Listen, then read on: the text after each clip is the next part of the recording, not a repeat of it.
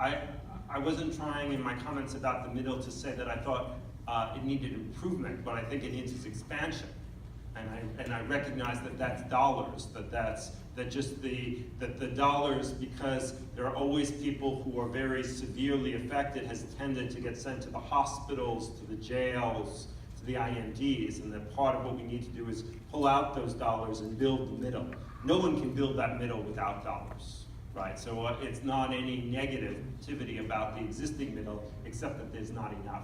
So I'm going to ask Robin if you would talk about some of your ideas about training. This has been something that Robin and I have been discussing as recently as yesterday. You emailed me. So this group knows what we have been doing, and I think Angelita and others, there's Angelita and Juan in the back. So one of the things that is really wonderful about the agency is the opportunity to share between the departments what's been successful and what's worked in one or another. We've had the great good fortune to have wet dollars to engage people in the workforce, and actually we ran some numbers recently at the end of the year, and I can't think of them off the top of my head, but we'll have Debbie send them out, about the number of young people that we've enticed, all of us together, to the mental health field through the loan forgiveness and stipend programs, and the number who have remained in public service as a result. And it's quite impressive. I mean, it's several thousand between the different programs.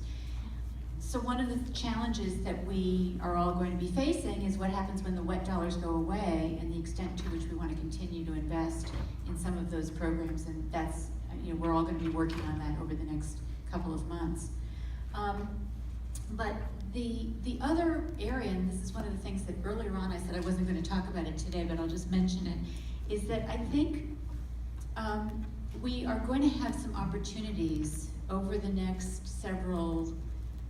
over the next year to take what is currently being done. So there's workforce development, and that's recruiting people into the field, and then there's making sure that we are engaging people at the top of their level of expertise, not the bottom, and that we begin to create positions and opportunities for people who may be able to extend the services that some of the traditional clinicians in our programs are providing. DHS has taken the lead on the Whole Person Care Initiative. We'll see where the state goes with that. But I think that there are going to be more and more opportunities for folks that that have expertise but not formal training, that we can develop to enhance the workforce and be part of the services. That actually that's an addition and an enhancement in terms of our cultural competency efforts as well. So I think that's coming. We're looking in DMH at expanding our training division to more of a training academy that can help to support providers.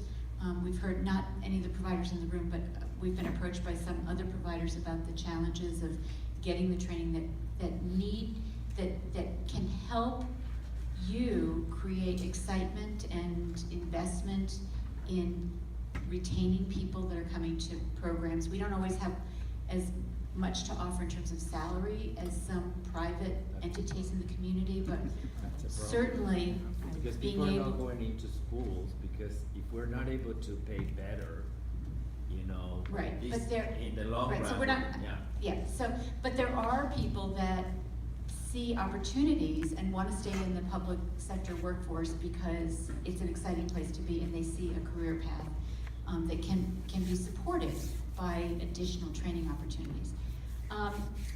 And then, just again, the idea of partnering with non-traditional partners and expanding the workforce. So we have the Promotores program. This coming year, we'll expand it so that it isn't just for people who are Spanish speaking, but we'll have an API Promotores program, an African American Promotores program, Native American, Eastern European. And so it's beginning to create all of those opportunities, but supported through a training academy that can, I think, assist with some of the struggles that we all have with retention, to the extent that we can give people a vision of where their careers might go and help to support that.